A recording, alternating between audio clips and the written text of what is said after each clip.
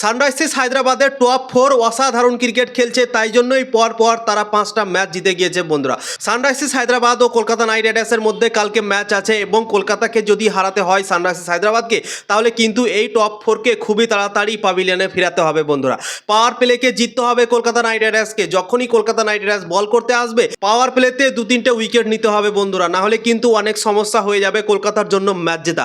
তো পাওয়ার প্লেতে যদি কলকাতা নাইট রাইডার্স উইকেট না পায়, ধরো পাওয়ার প্লেতে কলকাতা নাইট রাইডার্সের বিপক্ষে ভালো ক্রিকেট খেলে নেয়, তারা একটা উইকেট না হারায়, তাহলে কিন্তু সানরাইজার্স হায়দ্রাবাদকে হারা খুবই কঠিন হয়ে যাবে কলকাতার জন্য। তো পাওয়ার প্লেতে উইকেট নেওয়ার জন্য কলকাতা নাইট রাইডার্সের দুটো বোলার আমার মনে হয় খুবই ইম্পর্টেন্ট। এই দুটো বোলারকে পাওয়ার প্লেতে বল করতে হবে এবং এই দুজন যদি বল করে তাহলে কিন্তু কলকাতা নাইট রাইডার্স দলকে উইকেট তুলে দিতে পারে বন্ধুরা। একটা হচ্ছে ভেবা বারোরা, নতুন বলে ভালো সুইং করায় এবং লেফট হ্যান্ডার দুটোই থাকবে। তো ভেবা বারোরা বলকে বাইরে নিয়ে যেতে পারবে অভিষেক শর্মা ট্রাভিস হেডের বিপক্ষে। তো ভেবা বারোরা অনেক ইম্পর্টেন্ট থাকবে পাওয়ার প্লেতে। 2 নম্বরে হচ্ছে সুনীল নারায়ণ। সুনীল নারায়ণকে ভাই পাওয়ার প্লেতে 1-2 ওভার আমার মনে হয় করানো উচিত। সুনীল নারায়ণ যদি পাওয়ার প্লেতে 1-2 ওভার করে তাহলে কিন্তু উইকেট নেওয়ার চান্স অনেকটা বেড়ে যাবে কলকাতা নাইট রাইডার্সের, কেননা দুটোই বাঁহাতি ব্যাটার সানরাইজার্স হায়দ্রাবাদের ওপেনিং করবে অভিষেক শর্মা আর ট্রাভিস হেড। তো অভিষেক শর্মা ট্রাভিস হেডের সামনে কিন্তু সুনীল নারায়ণ অসাধারণ বল করতে পারে বন্ধুরা। তোমাদের মনে পড়বে লখনৌ সুপার জায়ান্টসের বিপক্ষে সুপার ওভারে নিকোলাস পুরানের বিরুদ্ধে কিভাবে বল করেছিল সুনীল নারায়ণ, কিভাবে তার বল ঘুরেছিল।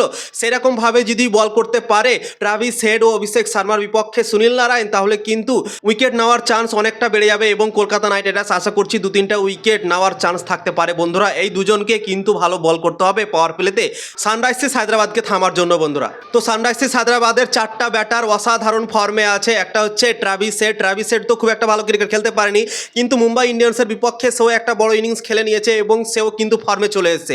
অভিষেক শর্মা তো ভাই অনেক সুন্দর ক্রিকেট খেলছে, 400-র উপরে রান করে ফেলেছে এখন পর্যন্ত। তারপর 3 নম্বরে ঈশান কিষান নামছে। ঈশান কিষানও কিন্তু অসাধারণ ক্রিকেট খেলছে 3 নম্বরে ব্যাটিং করতে এসে, এবং খাস করে কনসিস্টেন্ট পারফরমেন্স করছে হেনরিক ক্লাসেন। হেনরিক ক্লাসেনও জবরদস্ত ক্রিকেট খেলছে, প্রত্যেকটা ম্যাচে রান করছে।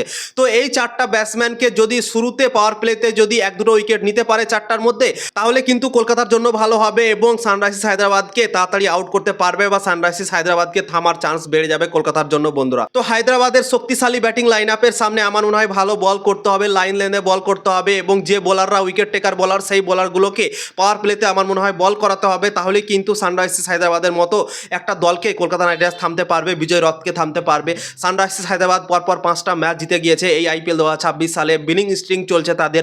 তো সেই বিনিং স্ট্রিংটাকে ভাঙার জন্য কলকাতাকে অসাধারণ ক্রিকেট খেলতে হবে, বোলিং ব্যাটিং ফিল্ডিং সব জায়গায় দারুণ করতে হবে। তারপরে কিন্তু সানরাইজার্স হায়দ্রাবাদের বিজয় রথ থামতে পারবে কলকাতা নাইট রাইডার্স, না হলে কিন্তু ভাই পারবে না। তো সানরাইজার্স হায়দ্রাবাদকে হারানোর জন্য আমার মনে হয় মাথিসা পাথিরানাকে অবশ্যই দরকার পড়বে বোলিংয়ে, ডেথ বোলিংয়ে প্রয়োজন পড়বে মাথিসা পাথিরানার বোলিং, এবং ওপেনিংয়ে আমার মনে হয় চেঞ্জ করা উচিত। ওপেনিংয়ে ফিন অ্যালান বা রচিন রবীন্দ্রর মধ্যে একজনকে নিয়ে আসা উচিত টিম সাইফার্টের পরিবর্তে বন্ধুরা, এবং সুনীল নারায়ণকে দিয়ে ওপেন করানো উচিত। তাহলে কিন্তু কলকাতা নাইট রাইডার্সের দলটা ভালো হতে পারে। ওপেনিং তো ভাই চলেই না, কলকাতা নাইট রাইডার্সের প্রত্যেকটা ম্যাচে ফেল হয়ে যাচ্ছে। তো আমার মনে হয় ওপেনিংয়ে পরিবর্তন করা উচিত আর মাথিসা পাথিরানাকে নিয়ে আসা উচিত বন্ধুরা। তো এই কাজগুলো করতে হবে কলকাতা নাইট রাইডার্সকে ম্যাচ জেতার জন্য সানরাইজার্স হায়দ্রাবাদের বিরুদ্ধে বন্ধুরা। তোমাদের কি মনে হয় কমেন্ট করে জানাতে পারো।